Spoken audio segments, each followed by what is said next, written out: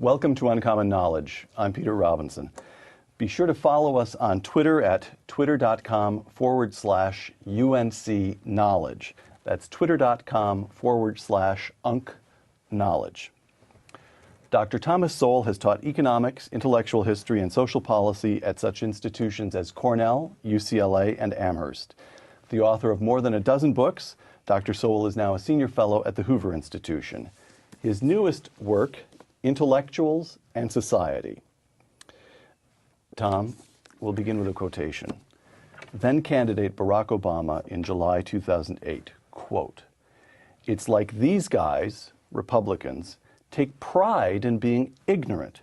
They should go talk to some experts and actually make a difference," close quote. Well, talking to experts does make a difference. Many of the great disasters of our time have been committed by experts. You may remember FDR's brain trust, which according to later studies prolonged the Depression by several years. The whiz kids in the Pentagon under McNamara who managed to mess up the Vietnam War. You can run through an impressive list of things, of disasters brought about by people with very high IQs. All right. Segment one, the species of the intellectual. When you refer to intellectuals in Intellectuals in Society, whom do you mean? I mean people whose end products are ideas. There are other people with great intelligence whose end products are things like the Salk vaccine. A research scientist is not necessarily an intellectual. That's right. An engineer isn't necessarily an intellectual. That's right. Because the engineer is judged by the end product, which is not simply ideas. If he builds a building that collapses, it doesn't matter how brilliant his idea was, he's ruined. Conversely, if an intellectual who's brilliant has an idea for rearranging society, and that ends in disaster, he pays no price at all. I see.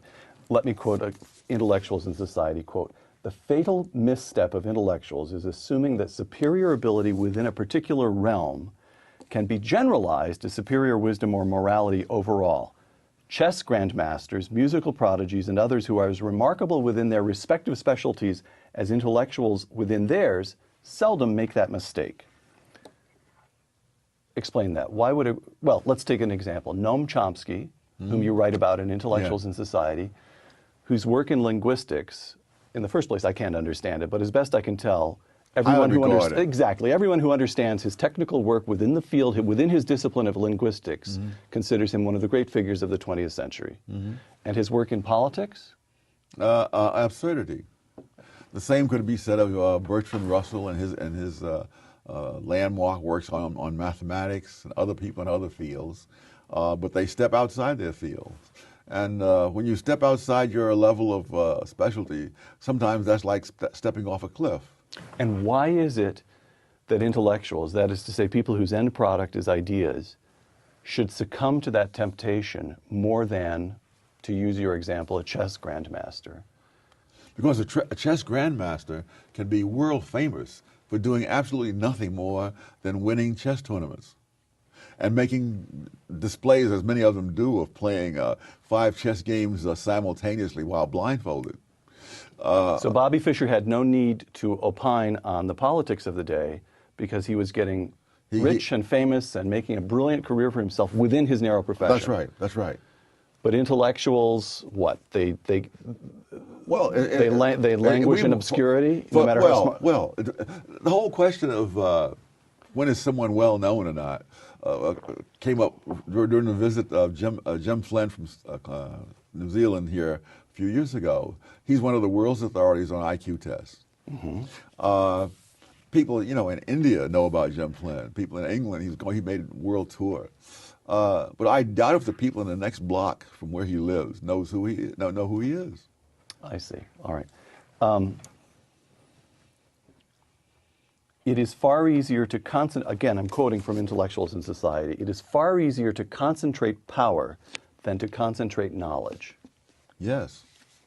What bearing has that got on the influence that intellectuals have over society as a whole? Because they believe that since knowledge is concentrated in people like themselves, what needs to be done is, in a quote from President Obama, is to put more power in the hands of the experts. So the intellectual temptation is to say, look, we already know everything. That's right. If only we also had The power. all the power, Yes. everything would be just fine. Yes. And what's wrong with that view? Why isn't that a sensible view? One, they don't know everything. They don't know 1/10 of everything. In fact, I argue that they probably don't know 1% of the consequential knowledge in a society. Consequential knowledge is a concept that runs through this book. Explain that concept. Knowledge whose presence or absence has consequences, serious consequences.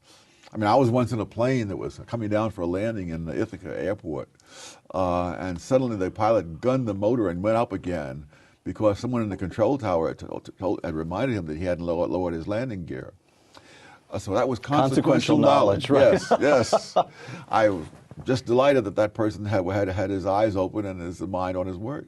So the notion here is that the kind of knowledge, the kind of consequential knowledge required to prove effective in governing a nation, such as the United States, with the biggest economy in the world, 300 million people, you can put together quite a large group of professors, and they're still not going to possess the knowledge that would enable them to run General Motors, for example, or to run the nation's healthcare system, for example. Oh, absolutely. In fact, one of the things that has happened all around the world in the 20th century was that all sorts of countries have tried central planning. Now, the guys who run the central planning, they usually have advanced degrees from prestigious institutions. They have mountains of statistics sitting there, and they have all the experts in the country at their beck and call. And yet when you take the power out of their hands and return it to the market, then all the hundreds of millions of people who don't have any of those things usually end up with a higher rate of growth and a more rapid decline in poverty. Because consequential knowledge by its nature tends to be diffused, widely diffused. Yes, yes. Right. Segment 2, intellectuals and economics. We've already touched on this. 2 quotations. Number 1, Paul Krugman, quote, "Rising income inequality isn't new, but what happened under Bush was something entirely unprecedented. For the first time in our history, so much growth was being siphoned off to a small, wealthy minority that most Americans were failing to gain ground even during a time of economic growth," close quote. Second quotation, Dr. Thomas Sowell in Intellectuals and Society. Quote, "The statistics that the intelligentsia keeps citing are much more consistent with their vision of America than the statistics they keep ignoring," close quote.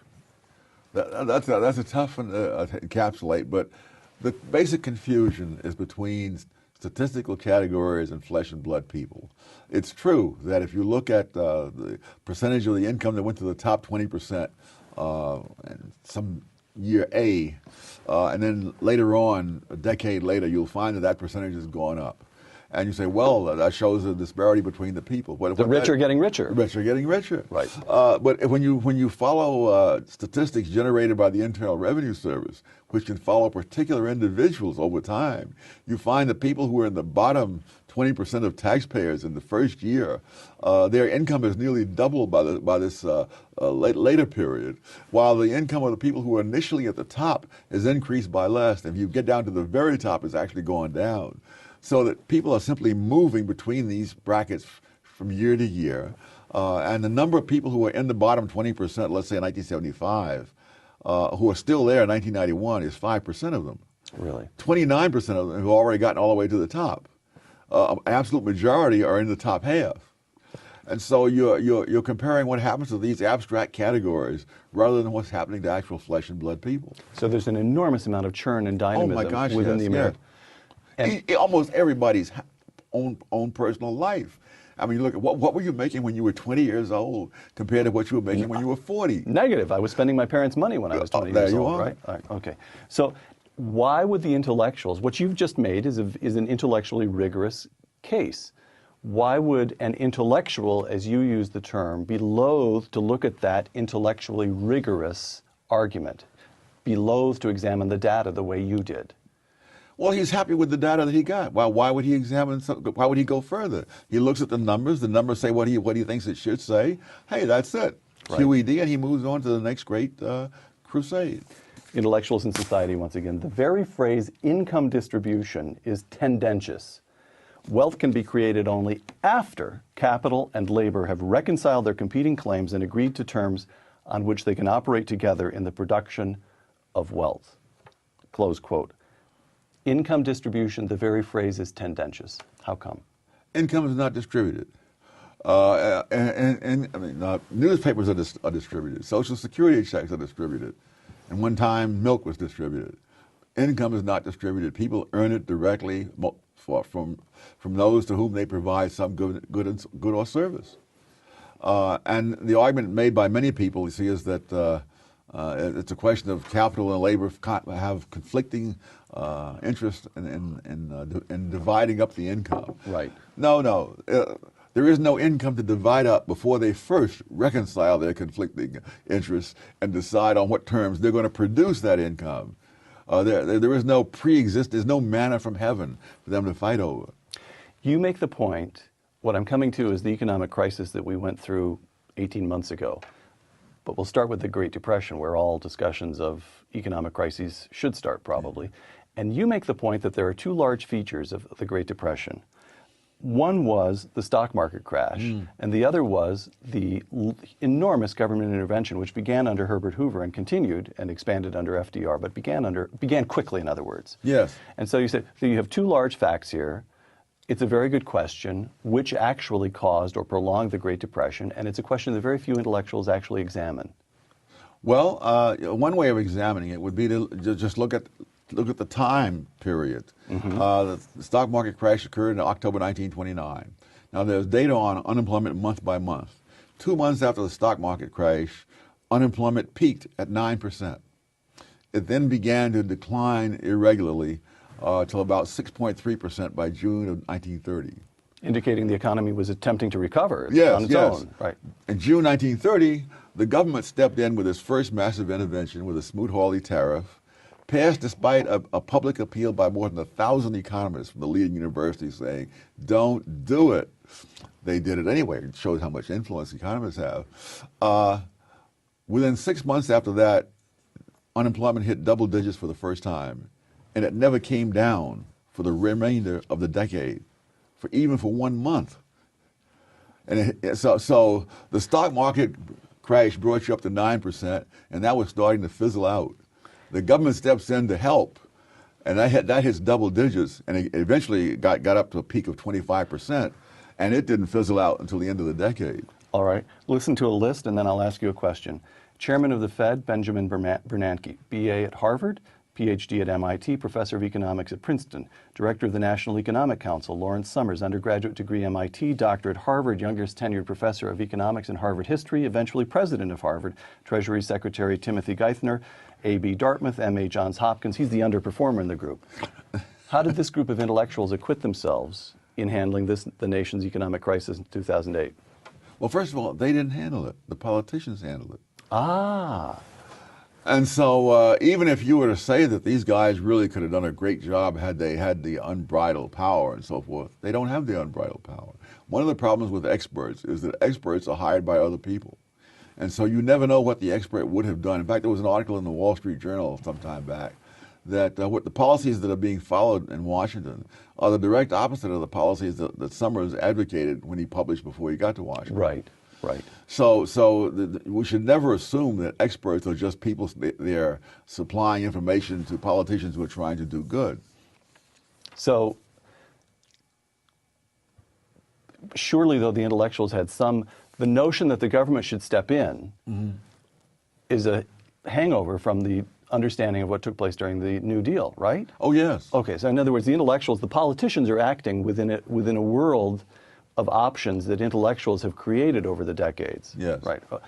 And are you impressed by that, the intellectual framework? No. No. All right. All right. Segment 3, intellectuals and vision. Intellectuals in society. The vision around which most contemporary intellectuals tend to coalesce has features that distinguish it from other visions prevalent in other segments of contemporary society or among elites or masses in earlier times, close quote. What is the vision to which contemporary intellectuals subscribe? That intellectuals should influence, if not control, the kinds of decisions that are made in society, and more especially that they should promote the transfer of decisions from the masses to those who have, quote, more intellect. And given how I conceive of knowledge being its distribution, that would mean transferring decisions from where there's 99% of the knowledge to where there's 1% of the knowledge. And against that background, it's not at all surprising that things like central planning simply don't produce as good results as allowing all the millions of people to react in the marketplace. All right. Let me ask you a question that came in from Twitter. Travis814. All these questions are limited to 140 characters, so get ready. It's coming at you, but it'll go fast. Why does the liberal progressive mindset have such a stranglehold within the intellectual academic world? Why should the vision that you just described be so prevalent among intellectuals? Well, among the many reasons, most academic intellectuals have no experience, no serious experience outside the academy. I remember I was once an economist for AT&T when it was the world's largest corporation, and when I returned to the academic world, they welcomed me as the prodigal son. You see, had returned from the evils of corporate America to the true nirvana of academia. And not only do they have no experience, they have every incentive to believe that they are brighter than other people and no more than other people, because they've been told that all their lives. I mean, you become a top intellectual because you've passed through all these successive filters. You've gotten into the best colleges. You've gotten into the best graduate schools. Or even from second grade on, the teachers are responding to you as a kid who passes tests especially well. Yes. Right. And so you have all of that in your background. You write in Intellectuals in Society, if you happen to believe in free markets, judicial restraint, traditional values, and other features of what you call the tragic vision, there's no personal exaltation arising from those beliefs. But to be for social justice and saving the environment puts you on a higher moral plane. Yes. So the question here is, can it really be that simple that intellectuals across the American landscape tend to embrace the vision that you've described sheerly out of self-flattery and self-pleading? Yes. It is. Don't forget, human beings have an enormous power of rationalization. Think of all the absurd things that have been believed throughout all of history. And I guess the one common denominator is that those absurd things typically were very flattering to those who believed them. They had the one true faith. They were the vanguard of the proletariat. You know, you just run through the whole list of the things. By the way, I've been reading some Marx. Mm-hmm. I can't understand how anyone ever took that seriously. I mean, ever took it seriously. Well, what are you reading? Sentence by sentence, it's, I began with the Communist Manifesto that he and Engels wrote. It's a magnificent, if you want a model for propaganda, it is the masterpiece. But there's absolutely no contact with actual economic reality. No, there's no need for that, as many people are showing. You can become president of the United States with no contact with economic reality. All right, two quotations. Intellectuals in Society, quote, "The intelligentsia often divide people into those who are for change and those who are for the status quo." Yes. Candidate Barack Obama, "We are the change we have been waiting for." Yes. Tom? People who say things like this act as if they're saying something new. This is what was being said back in the 1790s, and ever since then, you know, that there's nothing older than the idea that this is new. And Thomas Paine, we have it in our power to make the world over again. There you are. Right. But in point of fact, there's again, this is one of those totally unquestioned and unsubstantiated statements. John Dewey was saying, you know, that made the same thing some 60 years ago, that those of us who are for change have to fight against those who are for the status quo. Now, the people he was talking about, people like Adam Smith was not for the status quo. Of course not. As I mentioned in the book, why would Adam Smith spend a whole decade writing a 900-page book to say how contented he was with the way things were? I mean, when you spend a decade writing a 900-page book, something is bugging you. You know, I mean.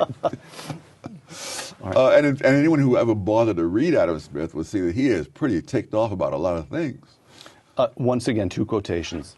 You quote, at a number of points in Intellectuals in Society, you quote Justice Oliver Wendell Holmes. Here's one of them. As Justice Oliver Wendell Holmes said, the word right is one of the most deceptive of pitfalls and a constant solicitation to fallacy. That's quotation one. Here's quotation two. Barack Obama, quote, healthcare should be a right for every American, close quote. Well, there's the fallacy. No, it's the word right. It's amazing. And in one sense, I simply cannot explain it. People say we have a right to affordable housing, decent health care, we have a right to all kinds of stuff. And the question is, where did this right come from? By the way, it is literally the case that I heard on the radio the other day. One of the questions in healthcare is plastic surgery, whether it'll be taxed or paid. I literally heard someone say that women have a right to Botox treatments. There you are. Just thought I'd mention that for you, Tom. Yes, well, but that's no more arbitrary than all the other things that are called rights. I mean, right now we're going to have this trial of these terrorists in a court of law, which is absolutely unprecedented and absolutely absurd. And the question is, where did that right come from? Well, it's not in the Constitution. It is certainly not in the Geneva Convention. It's just that by loose thinking, people say, well, prisoners of war get treated that way. Yes, they're not prisoners of war. The Geneva Convention said what prisoners of war were. People who adhere to the Geneva Convention get the protections of it. But during the Second World War, when some German soldiers at the Battle of the Bulge put on American uniforms, infiltrated the U.S. line, and they were captured, they were simply lined up against the wall and shot and killed right there. And it was not something secret. The Army filmed it. And I've seen the films on the History Channel. Really? There was no question. If you don't play by the rules, you don't get the protection of the rules. It's that simple. Right. This leads us to segment 4, Intellectuals in War. From Intellectuals in Society, discussing the role intellectuals played between the two world wars. Quote, one of the most remarkable developments of the 1920s was an international movement among intellectuals promoting the idea that nations could get together and publicly renounce war. What were they thinking? I guess they weren't thinking, they were reacting. They were reacting to the horrors of the First World War, which most of those intellectuals had supported, by the way. And now they decide, no, that was so awful, we have to renounce war. There's no thought that, yes, you can renounce war. That does not stop your neighbor from building up the biggest army in the world and coming in and killing you. It's much like this. It's much like the thinking about gun control. You know, that you say, well, listen, I don't think people should have guns. Hey, I wish people didn't have guns. But the fact is that passing a law does not stop them from having guns. It just makes you defenseless. Right. One of the things I think I mentioned in there in passing is that in Britain, the burglary rate is far higher than in the United States. And moreover, British burglars do not case the place before they go in. Now, if you're in the United States and you're going to bust into someone's house in the middle of the night, you may be met by a hail of bullets. Right. In Britain, they have made burglary a safe occupation. It's like OSHA for burglars. All right. Vietnam, Intellectuals in Society again.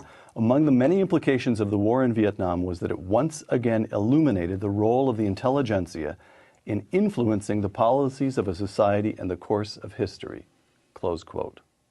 We didn't lose the war. The intellectuals surrendered on our behalf.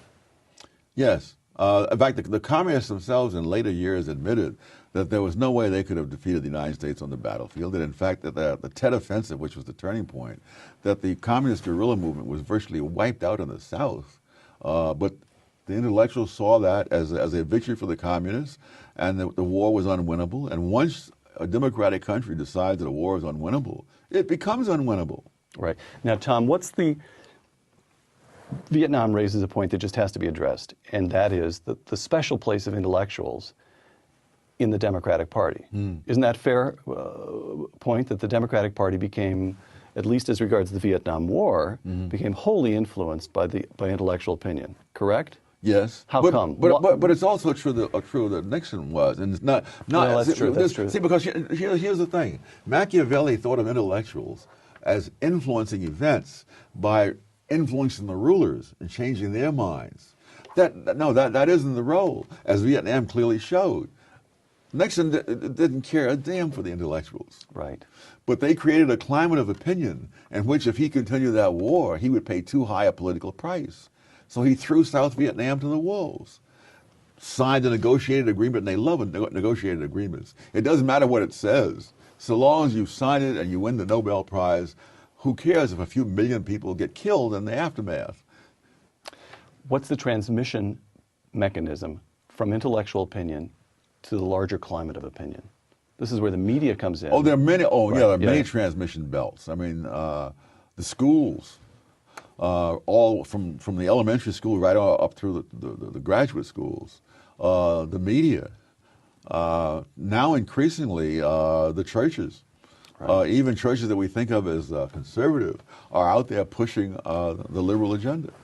Intellectuals in the Cold War, again, intellectuals in society. You're talking about Edward Kennedy. Senator Edward Kennedy was a leading voice for the nuclear freeze, joined by many other prominent political figures and by many in the media, close quote.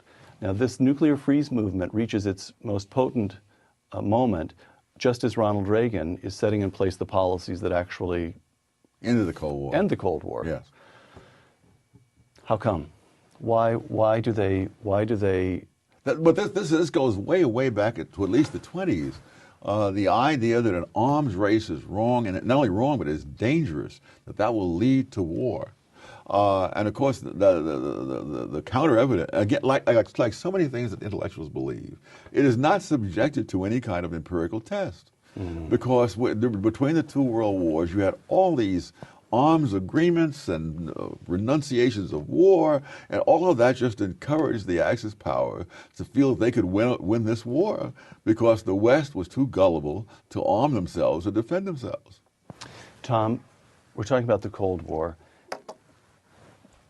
What do you make of it that Harry Truman, who puts in place the containment, the fundamental structures of containment that remain in place for over 4 decades, Harry Truman takes office, was vice president for less than a year before taking office, assumes the Soviet Union is our ally because that was Yes. what he, and has within a year he discovers that in fact they have aggressive intentions. He changes and constructs American containment. In my judgment, he's a kind of heroic figure. Yes. I would argue, and I think you agree with Yes. that. And then so he begins our position in the Cold War. He stands up to the Soviets, and Ronald Reagan is the one who ends it. Now let me tell you about this. The educational background. Harry Truman finished high school. Yes. Ronald Reagan's college degree comes not from some ancient Eastern university, such as those where you studied, but from Little Eureka College set in the farming towns of central Illinois. Is that significant? It may well be, because they didn't have to fight off all the nonsense that they would have been taught at these very prestigious institutions. Intellectuals in Iraq. You quote, in Intellectuals in Society, you quote New York Times columnist Paul Krugman. New York Times columnist and Princeton economist Paul Krugman. Quote, to understand what's happening in Iraq, follow the oil money, which already knows that the surge has failed, close quote. Yes. So the surge worked, of course. Paul Krugman was just plain wrong. Yeah. So what did he think he was doing? Trying to explain to other people is very tough.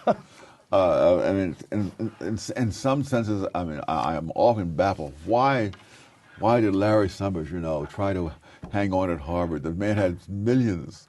He could have stood up and said what he thought. The whole notion of people being independently wealthy is very shaky for me, because there are people out there with multi-millions who are afraid to speak their mind. Right. And there are other people who can barely make the rent who will say, just what they're thinking. Right. All right. Segment 5, intellectuals and the rest of us. Again, intellectuals in society. There is a spontaneous demand from the larger society for the end products of engineering, medical, and scientific professions, but the demand for public intellectuals is largely manufactured by the public intellectuals themselves. Yes. Explain that. How do they manufacture demand for their own services? Well, one thing is by making alarming predictions, offering solutions to our problems. And if they didn't do that, if Noam Chomsky had just kept on staying in linguistics, neither of us probably would have ever heard of Noam Chomsky. He would have been just as famous around the world among linguists, but nobody else would have heard of him. What do you make of global warming? I think it's a classic example of the need for crusades. Now, many people are shocked by these emails. I'm not at all shocked by them. I read the original UN study years ago, and I was just curious as to how they were going to deal with the question that the temperatures went up first, and then there was the increase in carbon dioxide. Right. Because you can't say that A causes B if B happened first. And so I read this, and I could see they were tiptoeing through the tulips in the way they phrased things and so forth. They couldn't confront that. And now we're finding out that they knew darn well they couldn't deal with all the evidence. So it fits the pattern of a group of intellectuals, climate scientists, who have a very narrow competency, suddenly proclaiming that there's a crisis, scaring the rest of us, thereby creating a demand for their services, Yes. not as climate scientists alone, but as a kind of high priestly caste that can tell us all how to live and save the entire Yes. planet, and in the meantime generate billions of dollars worth of government programs to fund their research initiatives. And so it's a racket. Yes. All right. But again, you have to take account of the ability of human beings to rationalize. I'm sure there are scientists out there who believe some or much of what they're saying, and there are other scientists who believe the opposite. But the ones who are pushing global warming are doing their damnedest to make sure that those who believe the opposite don't get heard in the public. So shouldn't there be some large-ish body of climate scientists who say the data really does suggest that we're headed into trouble here, but precisely because my saying so as a climate scientist will look like special pleading, we as a community of scientists should be even more careful about being completely transparent, pushing the data out to the public. They should overcome the hurdle that it looks like self-pleading. Why isn't that taking place? There's no payoff to that. All right. Imagine yourself as an assistant professor in some department where your senior colleagues who are going to vote on your pay, among other things, have millions of dollars in grants handed out to promote global warming, and you say just what you just now said. And they'll say, this guy is incorrigible. All right. Tom, what explains the exceptions? During the 1930s, intellectual after intellectual visits Russia and says, this is the land of the future. Oh. And Malcolm Muggeridge and a handful of others, but a tiny number of other intellectuals say, no, it isn't. Stalin is a barbarian. After the Great Depression, the entire economics profession is dominated by John Maynard Keynes. Yes. And then along comes Milton Friedman, and he just won't have it.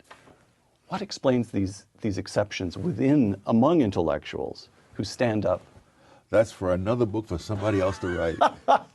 In the preface, I mentioned that I will have very little to say about Milton Friedman, not because he's not one of the most important people of the 20th century, but because he is such an exception to the general pattern that I'm trying to explain. Okay. I will leave it to someone else to figure out the exceptions. All right, let me try to ask you to figure out one other exception. I'm going to go at you one more time on this one. Listen to this.